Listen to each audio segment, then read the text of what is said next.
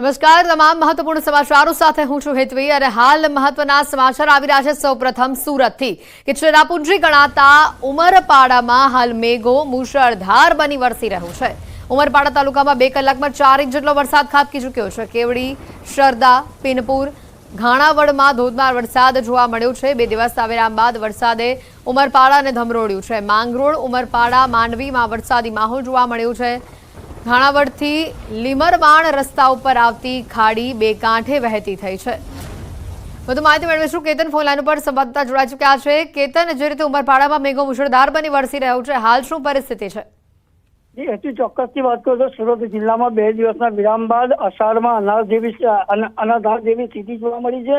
ખાસ કરીને સુરત જિલ્લાનું ચેરાપુંજી ગણાતું ઉમરપાડા તાલુકાની અંદર વિરત ધોધમાર વરસાદને પગલે નદી ખાડીઓ પણ 2 કાંઠે થવા પામી છે અને ઉમરપાડાની અંદર સવારે 6 વાગ્યાથી 8 વાગ્યા સુધીમાં 4 ઇંચ જેટલો એટલે કે 100 mm જેટલો વરસાદ ખાબકતા માર્ગો પાણી થવા પામ્યા હતા। કેવડી, શારદા, પીનપુર, ધાણાવડ સહિતના વિસ્તારોના જે માર્ગો છે એમાં પણ પાણી ભરાવા પામ્યા હતા અને ખાસ કરીને આ ધાણાવડથી લીમરવાણ જવાના રસ્તા ઉપરની જે ખાડી આવી છે એ ખાડી પણ 2 કાંઠે જોવા મળી રહી છે। તો સાથે સાથે વાત કરીએ તો મહુવન નદી જે ઉમરપાડામાંથી પસાર થાય છે, મહુવન નદીમાં પણ હાલ જે પાણીની આવકમાં ખાસો એવો વધારો પણ જોવા મળી રહ્યો છે। તો બીજી તરફ ગ્રામ્ય વિસ્તારોને ખેતી કરતા ખેડૂતોમાં પણ એક ખુશીનો માહોલ જોવા મળી રહ્યો છે। જી હતી, બિલકુલ આભાર કેતન, માહિતી બદલ।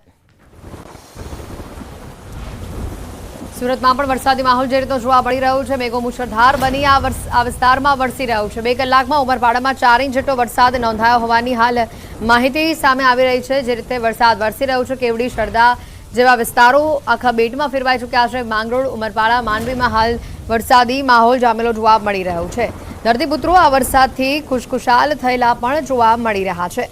જે રીતનો વરસાદી માહોલ જામેલો જોવા મળી રહ્યો છે, આપણે જણાવી દઈએ ખાસ કરીને સુરતમાં આવનારા 24 કલાક આ જ પ્રકારનો વરસાદ રહે તેવી હવામાન વિભાગની આગાહી પણ સામે આવી હતી। વરસાદી માહોલ જે રીતનો જામેલો જોવા મળી રહ્યો છે તેને લઈને લોકોમાં પણ ક્યાંક ને ક્યાંક આનંદનો માહોલ જોવા મળી રહ્યો છે, પણ ઘણા એવા વિસ્તારો છે કે જે આખા બેટમાં ફેરવાતા વાહન ચાલકોને વધુ હાલાકી ભોગવવી પડી છે। દાહોદમાં મોડી રાત્રે ભારે વરસાદ થયો, ઘણા નીચાણવાળા ભાગોમાં વરસાદી પાણી ભરાયા। બાપજી કોમ્પ્લેક્સમાં વરસાદી પાણી ભરાયા છે। કોમ્પ્લેક્સમાં આવેલી 5 થી 6 દુકાનોમાં પાણી ભરાયા હોવાની માહિતી છે।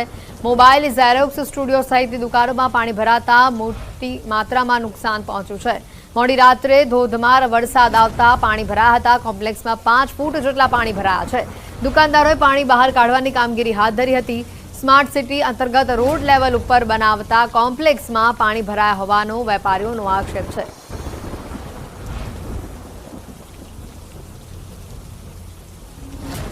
જોઈ શકાય છે આ દ્રશ્યોમાં કે કેટલું પાણી આ વિસ્તારમાં ભરાયું છે। 5 ફૂટ સુધીના પાણી આ વિસ્તારમાં ભરાઈ ચૂક્યા છે અને જેના કારણે લોકોને ભારે હાલાકીનો સામનો કરવો પડી રહ્યો છે। દ્રશ્યો જે રીતના સામે આવી રહ્યા છે, આ વિસ્તારથી 5 ફૂટ પાણી ભરાતા મોટી સંખ્યામાં માલ સામાનને નુકસાન પહોંચ્યું હોવાની માહિતી સામે આવી રહી છે। દાહોદ જિલ્લામાં ધોધમાર વરસાદ જોવા મળ્યો અને આજ અંગે વધુ માહિતી મેળવીશું। અમારી સાથે સંવાદદાતા સૌરભ ગેહલોત સીધા અહીં આપણી જોડે જોડાઈ ચૂક્યા છે। સૌરભ, જે પ્રકારનો વરસાદી માહોલ છે, દુકાનોમાં પાણી ભરાયા હોવાની પણ તસવીરો સામે આવી હતી। 5 ફૂટ સુધીના પાણી ભરાયા છે। ચોક્કસથી કહી શકાય કે અત્યારે જે 5 ફૂટ જેટલા પાણી ભરાયા છે તાલુકા પંચાયત વિસ્તાર સહિત જે આંબેડકર ચોક ખાતે જે આ જે દ્રશ્યો આપ જોઈ રહ્યા છો, અત્યારે જે સ્થાનિક લેવલ પર જે સ્થાનિકો છે તેઓ તાત્કાલિક અત્યારે અહીંયા કામગીરી હાથ ધરી છે અને નગરપાલિકાનું એક ફાયર જેટ પણ આવ્યું છે અને ફાયર જેટ દ્વારા પણ અત્યારે પાણી નીકાળવાની કામગીરી હાથ ધરવામાં આવી રહી છે। અહીંયા જે ઝેરોક્સ મશીન અને મોબાઈલ રિપેરિંગ દુકાનો, મોબાઈલ શોપ સહિત જે ઇલેક્ટ્રોનિક વસ્તુઓની જે દુકાનો હતી તે ઇલેક્ટ્રોનિક શોપમાં જે પાણી ભરાવાના કારણે જે દુકાનદારો છે તેઓને ભારે નુકસાન થવા પામ્યું છે અને અત્યારે જે નગરપાલિકાને વારંવાર ફોન કરવામાં આવી રહ્યા છે સ્થાનિકો દ્વારા, પરંતુ નગરપાલિકાના કોઈ પણ પદાધિકારી કે અધિકારી અત્યારે આવ્યું નથી અને સ્થાનિકો અત્યારે હાલાકી વેઠી રહ્યા છે। બિલકુલ સૌરભ, એકવાર વેપારીઓ ત્યાં જે ઉપસ્થિત છે તેઓની સાથે પણ વાત કરવાનો પ્રયત્ન કરશું કે જેઓની આ દુકાન છે અને જેઓને મસ્ત મોટું નુકસાન વેઠવાનો વારો આવ્યો છે।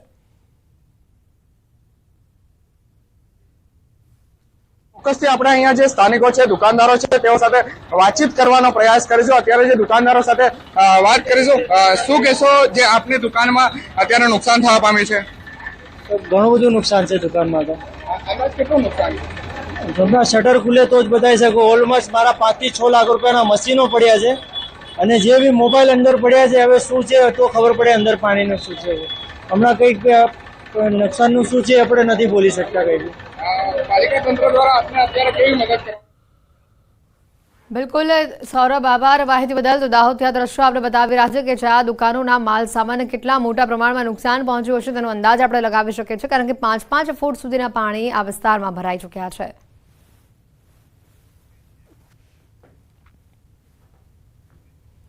નર્મદામાં ભારે વરસાદ જોવા મળી રહ્યો છે. લાચરસ ગામ આખું બેટમાં ફેરવાયું છે. નર્મદામાં વહેલી સવારથી જ ધોધમાર વરસાદ જોવા મળી રહ્યો છે.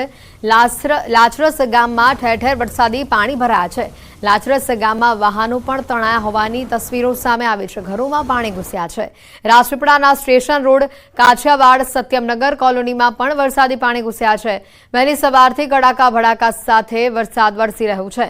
આ ઉપરાંત જિલ્લાના સાગબારા, ડેડિયાપાડા, તિલકવાડા સહિતના વિસ્તારો છે. રાજપીપળા શહેરમાં પણ ધોધમાર વરસાદ વરસ્યો હોવાની માહિતી છે. સવારે 5 વાગ્યાથી અત્યાર સુધીમાં અહીંયા લગભગ 1.5 ઇંચ જેટલો વરસાદ નોંધાયો હોવાની માહિતી છે. સિઝનમાં પ્રથમવાર આ વિસ્તારમાં ધોધમાર વરસાદ થયો છે.